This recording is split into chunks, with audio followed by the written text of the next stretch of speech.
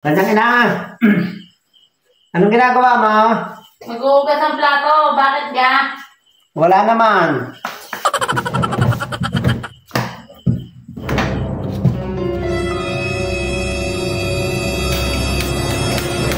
Huh?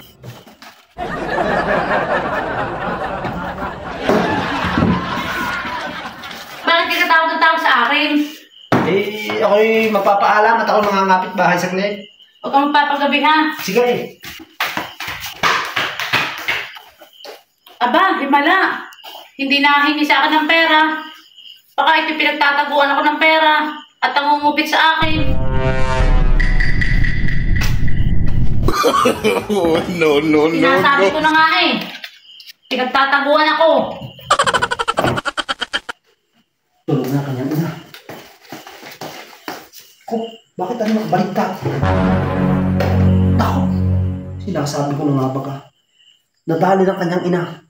Wala kayong pera.